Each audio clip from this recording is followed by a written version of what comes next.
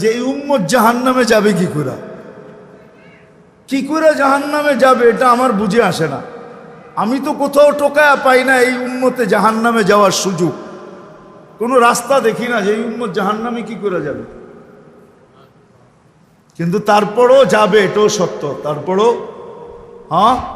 তাহলে বোঝা গেল ওর মতো হতভাগা কেউ নেই, এই উম্মতে জাহান্নামে যাওয়ার কোনো সুযোগ নেই। আমি আপনাকে দেখাইতেছি, আসসালাতু ইলা সালাতি কাফারা, যে 5 ওয়াক্ত নামাজ পড়ে সে বুকে হাত দিয়া বলতে পারে 24 ঘন্টার গুনাহ মাফ। কেন? হাদিস তো সত্য না মিথ্যা? এখন হুজুররা কইব সগীরা গুনাহ মাফ হয়ে যায়, তাহলে আপনি সগীরা গুনার দলে, আরেক দল হুজুররা আছে যারা বলে কবিরা গুনাহ মাফ হবে। আমি কবিরা গুনাহ আলাদের পক্ষে, নামাজে কবিরা গুনাহ মাফ হয়। কি নামাজে মাফ হয়? হয় না? যদি না হইতেন, আরে ইস্তেগফার লাগবে না মেয়ে, যদি না হইতেন তাহলে আল্লাহর রাসূল কেন ওসমান রাদিয়াল্লাহু তাআলা আনহুকে শীতের মৌসুমে বসন্তের সময় বাহিরে নিয়া গাছের ডাল নাড়া দিয়া সমস্ত পাতাগুলা ঝরায়া তারপরে কেন বললো আমার উম্মত যখন ফরজ নামাজ পড়ে গুনাহগুলা এইভাবে ঝরা যায়? ওইখানে কি বলছে নাকি বড় পাতা ছোট পাতা? ওইখানে তো পাতা একটাও ছিল না, ঠিক না?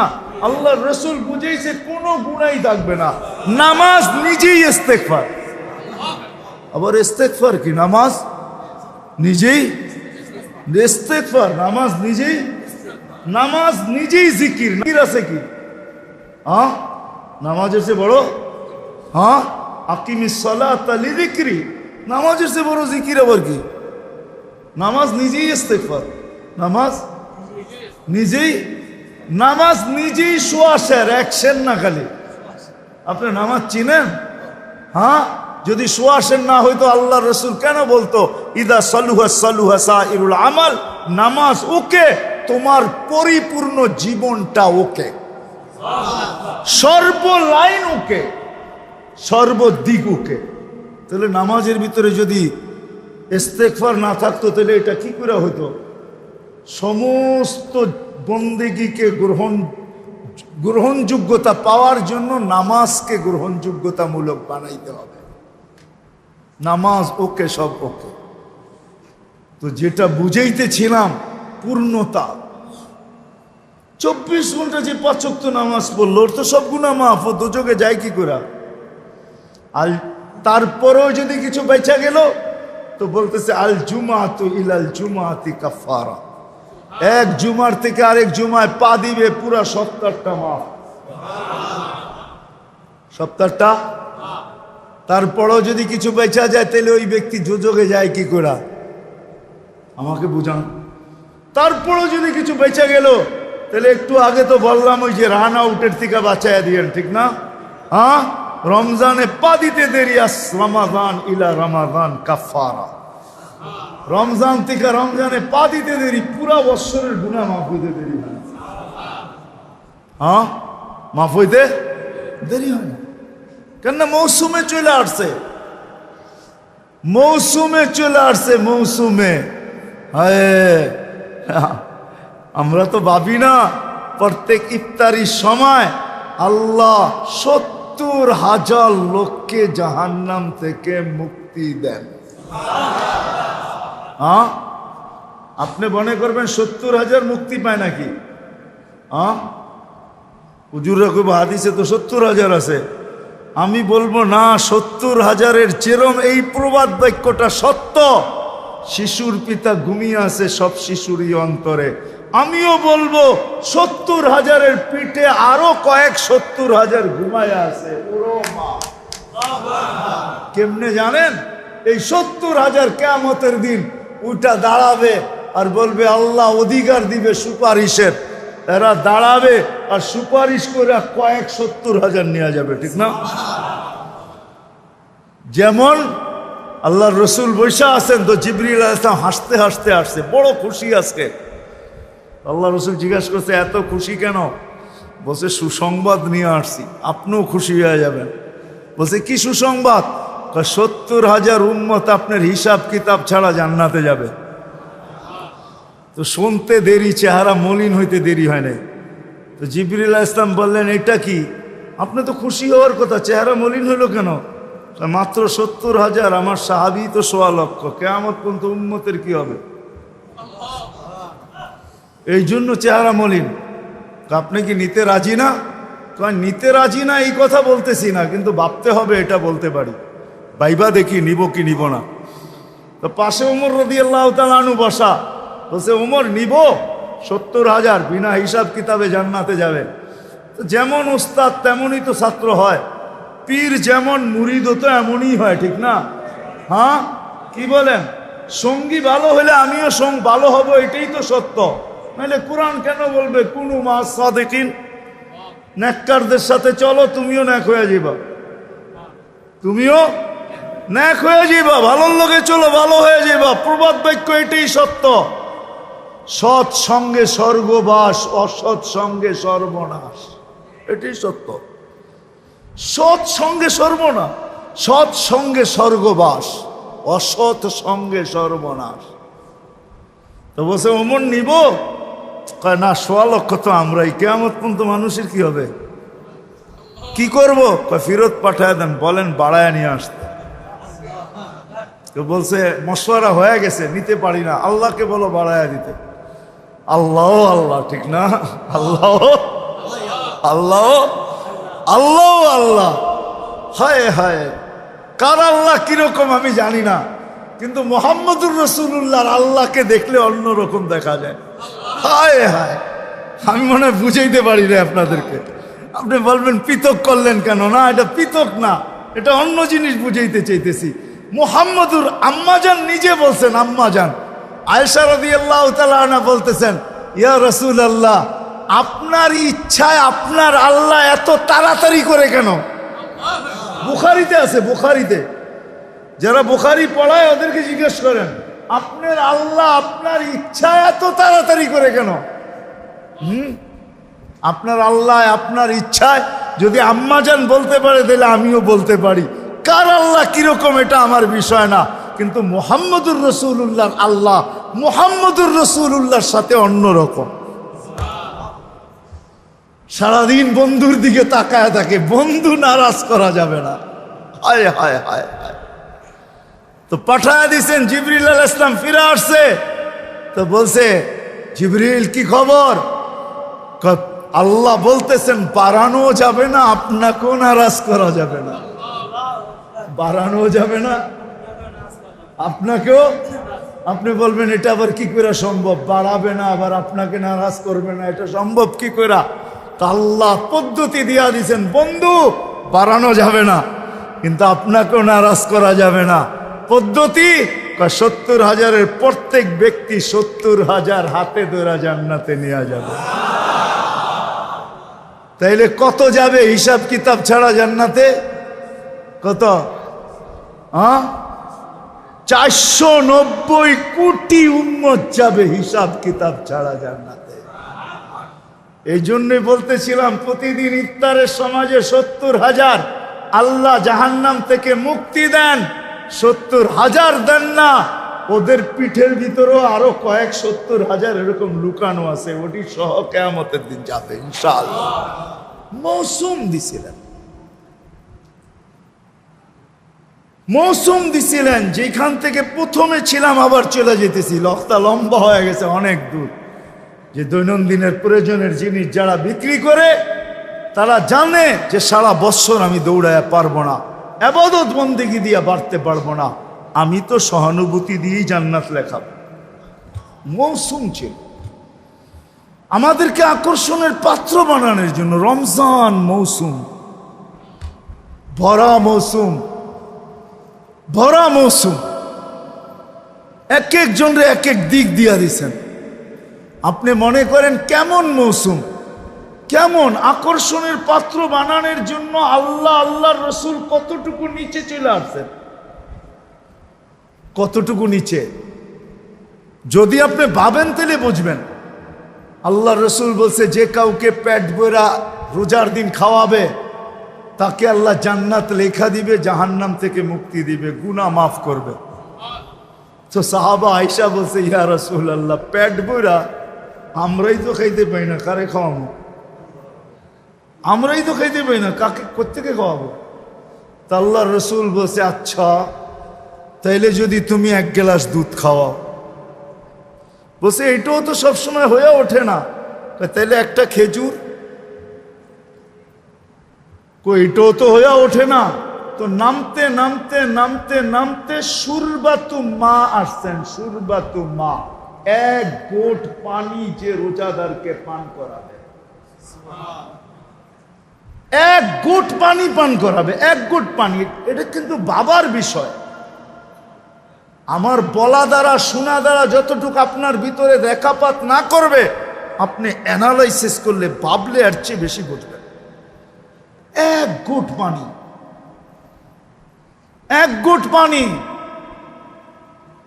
হুজুররা ওয়াজ করে, পদ্ধতি বলে না, হুজুররা ওয়াজ করে যে রোজা কবুল হওয়ার জন্য হালাল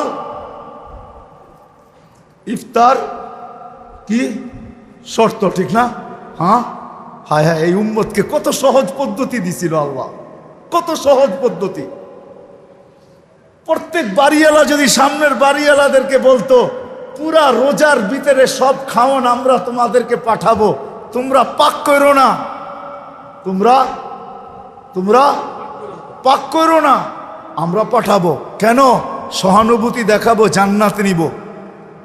সহানুভূতি দেখাবো আর জান্নাত নিব, জান্নাত নিব। আর সে যদি বলতো যে আমিও তোমারটা পাক করে পাঠাবো, তুমিও তোমার জন্য পাকায়ও না, আমার জন্য পাকাও, পাকাও তোমার জন্য পাকায়ও না, তাহলে দুজনের খানা হালালও হইতো, আবার দুজনের জান্নাতও লেখা হইতো, দুজনের খানা হালাল হয়ে যেত। হাদিয়া হালাল, হাদিয়া হাদিয়া হাদিয়া। আল্লাহর রসুলের জন্য সদকা হারাম, সদকা হারাম না? হ্যাঁ, কিন্তু আল্লাহর রসুল যখন ঘরে ঢুকছেন, ফুফুর ঘরে না কার ঘরে ঢুকছেন, যখন গোশত দেখছেন উপরে, ঠিক না? বলছে এই গোশত এত সুন্দর গ্রান, পাকাইছে তো খুব মজা করে মনে হয়, গ্রানই কইতেছে। ইয়া রাসূলুল্লাহ সাদাকা, কয় লাকি সাদাকাতুন ওয়ালা না হাদিয়াতুন, তোর লেগা সদকা, আমার জন্য হাদিয়া, খাওয়া না, তুই খাওয়াইলে হাদিয়া হয়ে যাবে। তাইলে প্রত্যেকের রিজিক হালাল হইত। আমার সমাজকে যদি বুঝাইতে পারতাম,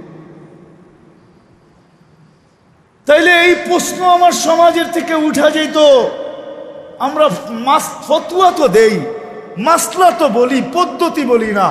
আমার সমাজের প্রত্যেক ফ্যামিলি যদি আরেক ফ্যামিলিকে বলতো, বোন তোর পুরা রমজানের 30 দিনের ইফতার 2 টাইম 3 টাইমের খাওয়া আমার ঘর থেকে আসবে, সে যদি বলবে আমার ঘর থেকে তোরটা আসবে, আমার ঘর থেকে তোরটা, আমি জান্নাত নিতে চাই, তোকে হাদিয়া দিতে চাই, তাইলে এই হাদিয়ার লেনদেন যদি হইতো আর জান্নাতের আশায় হইতো, তো দুজনেরটা হালাল হইতো।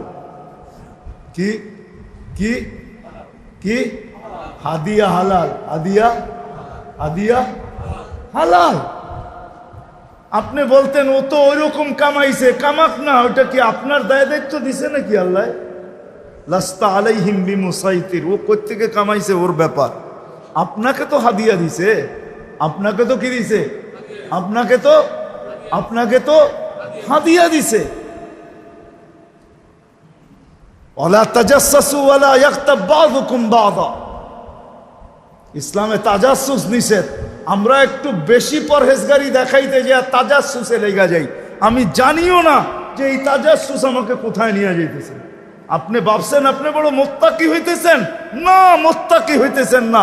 হইতে পারে এই মুত্তাকির শয়তানের চাদর আপনাকে অনেক দূরে নিয়ে যেতে পারে। নিজেকে বড় মুত্তাকি ভাইবেন না যে আমি তাকওয়া তাহকিক করি। তাহকিক করতে করতে করতে কারো পর্দা ফাঁস করে ফেলছেন আপনি। কোন মুসলমানের পর্দা ফাঁস করার অনুমতি আল্লাহ আপনাকে দেয় নাই, অনুমতি আপনাকে আল্লাহ দেয় নাই, আপনাকে দেয় নাই। আমরা দেখি তো সমাজের অনেক ক্লিপ দেখি, অনেক বয়ান দেখি, অনেক কথা শুনি, মাঝে মাঝে বড় দুঃখ লাগে। এত সংকীর্ণ মনা কেন? হ্যাঁ, আমি ওদিনই বলতেছিলাম, মনে হয় উমরার থেকে আসার পরের দিনই এক বয়ানে বলতেছিলাম যে খোদার ওয়াস্তে আমাদের তো আজকে দুরবস্থা এরকম যে আমরা টুপির কালার পর্যন্ত দেখি। হ্যাঁ, টুপির কালার দেখা ছাড়েন, কাঠটুপি উঁচা কাঠটুপি নিচা দেখা ছাড়েন, উম্মতকে এক ভাবেন এক। বিশ্বাস হয় না? তাইলে আমি আপনাদেরকে এমন ব্যক্তির রেফারেন্স দিব যার উপরে ব্যক্তিত্ব নাই। শাইখুল হিন্দ মাহমুদুল হাসান রহমতুল্লাহ আলাইহির বয়ান পড়া দেখেন, শুনা দেখেন। মাল্টার জেলখানার থেকে যেদিন উনি ফিরে আসছেন, ওই দিন সারা ভারতের ওলামারা দারুল উলুম দেওবন্দে জমা হয়েছিলেন। ওই দিন যে বয়ান উনি দিয়েছেন, ওই বয়ান আপনি পড়া দেখেন, তারপরে আপনি বুঝবেন আপনি কে, আপনি কতটুক বড় মুত্তাকি আর পরেজগার, আপনি কতটুক বড় তাকওয়াওয়ালা। ওই বয়ান শোনেন। যেদিন মাল্টার জেলের থেকে আসার পরে দারুল উলুম দেওবন্দে ভারতের সব ওলামারা জমা হয়েছেন, কিন্তু উনি সমস্ত ওলামাদের কি, হ্যাঁ, ভারতের ওনার উপরে ওস্তাদ মাত্র দুইজন। কয়জন? তিনজন। রশিদ আহমদ গঙ্গুহি, কাসেম নানতবি, মোল্লা মাহমুদ। এছাড়া কোনো ওস্তাদ ওনার নাই। তিনজন ওস্তাদে মিলে একজন ওস্তাদ।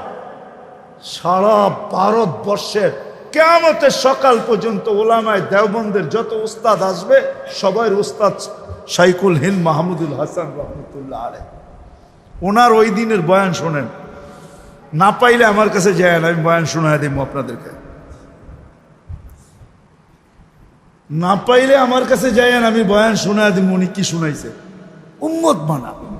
তো যেটা বলতেছিলাম মেরে দোস্ত, আসেন আসেন নিজেকে আকর্ষণের পাত্র বানাই, সৃষ্টির কাছে, স্রষ্টার কাছে, আল্লাহর রসুলের কাছে। সারা বৎসর দৌড়াইয়া পারবেন না, আমিও জানি।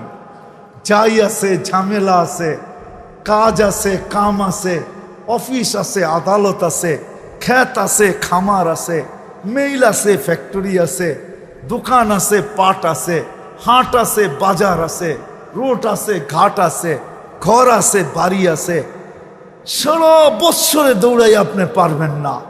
এই জন্য রমজান এক মৌসুম দিছেন যে তুমি অতীত বৎসরের যত পূর্ণতা, অপূর্ণতাকে পূর্ণ করতে চাও, অতীত বৎসরের শূন্যতাকে দূর করতে চাও, অতীত বৎসরের যত কমি খামি হয়েছে এটাকে পুরা করতে চাও, শুধু অতীত বৎসরের না।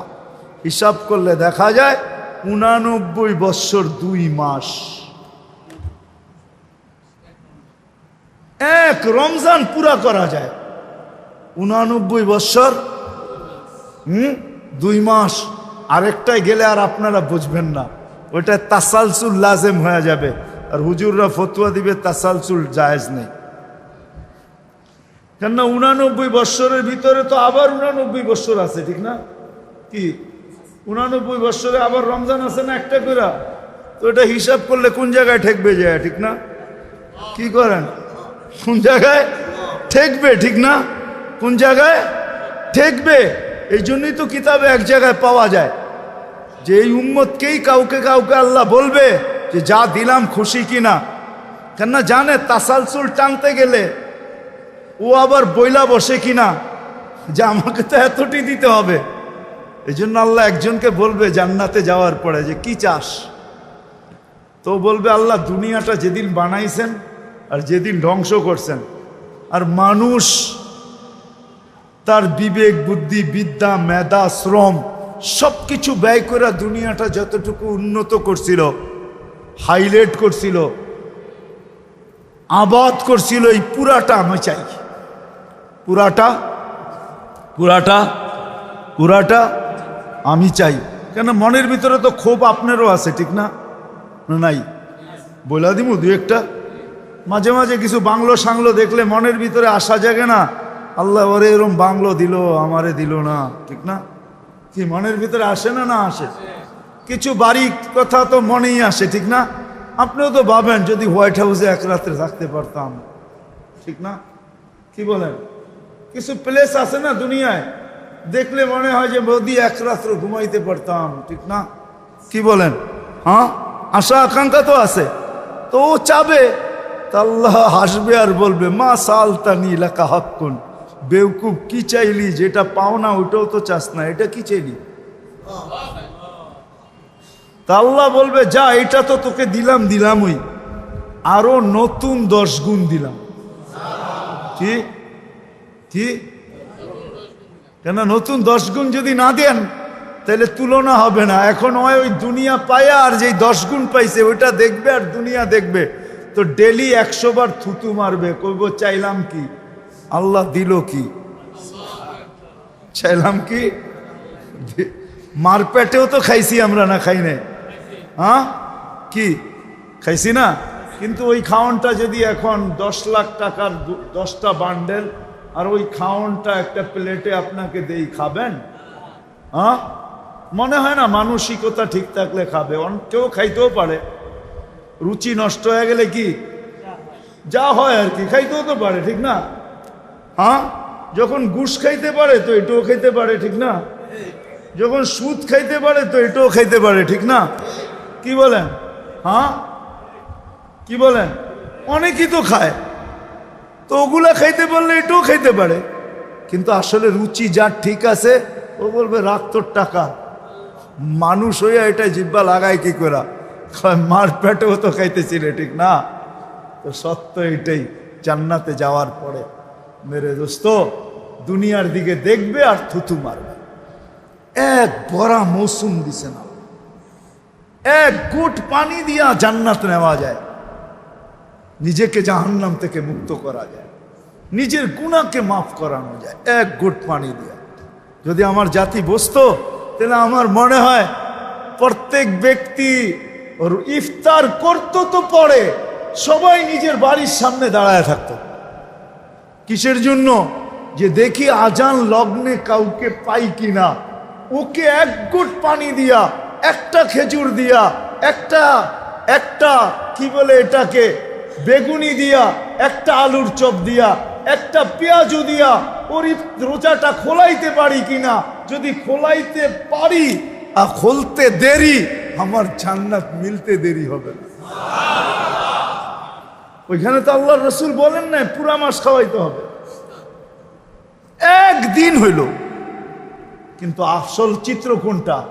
জান ইফতার তো ঘরে বসে করেন, রাস্তায় দেখেন, রাস্তায় আজান লগ্নে দেখেন কত হাজার না লক্ষ মানুষ ঢাকা শহরে, কেউ বাসে বসে আছে, কেউ রিক্সায় বসে আছে,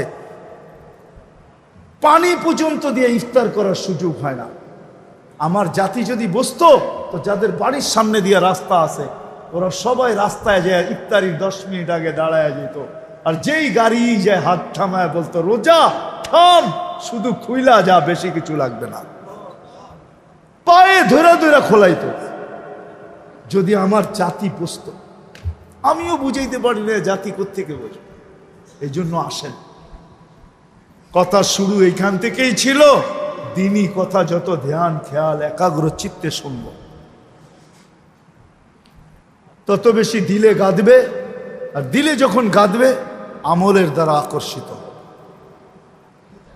মৌসুম যেরকম ফলকে ফলায়, ফুলকে ফোটায়, রমজান এক মৌসুম প্রত্যেক ব্যক্তিকে আল্লাহর কাছে, জান্নাতের কাছে আকর্ষণের পাত্র বানানোর জন্য। কেননা জান্নাত প্রথম রমজানের দিন জান্নাতে সুমধুর বাতাস যখন চলে, তো জান্নাতের প্রত্যেকটা বস্তু জিজ্ঞাসা করে আল্লাহ এটা কিসের বাতাস? বলছে উম্মতে মুহাম্মদের মৌসুম চালু হয়ে গেছে, রমজান। তো প্রত্যেকটা নেয়ামত বলে এরা কখন আসবে? হুরেরা বলে আমাদেরকে বিয়ে করায় দেন না, উম্মতে মুহাম্মদের সাথে আমরাও মজা করব, এরাও মজা করবে। তখন আল্লাহ বিয়ে করায় দেয় হুরুল আইনের সাথে। ওটা খোলার সময় নেই, এক বৈঠকে তো আর আধা ঘন্টা 1 ঘন্টার বয়ান দিয়ে তো আপনাকে পুরা রমজানের কাহিনী শোনানো যাবে না। এটার জন্য 2 মাস আগের থেকে শুরু করতে হবে, রমজানের দিন এসে শেষ করতে হবে, তাইলে বোঝা যাবে রমজানে রাখছে কি রাখছে আল্লাহ, কি রাখছে। এই জন্যই তো আল্লাহর রসুল রমজানে 2 কাজ করতেন। আম্মাজানের থেকে এক রেওয়ায়ত, দুনো রেওয়ায়ত আম্মাজান থেকে, আয়েশা রাদিয়াল্লাহু তাআলা আনহা বলেন আল্লাহর রসুল রমজান আসলে কোমরে গামছা বাঁধা ফেলতেন। আমাদের কাউকে চিনতেন না, আমাদেরকে চিনতেন না। আল্লাহর রসুল কখনো বিছনায় আসতেন না, রমজানে বিছনায় আসতেন না। এটা ছিল ব্যক্তিগত আমলের তরতিব।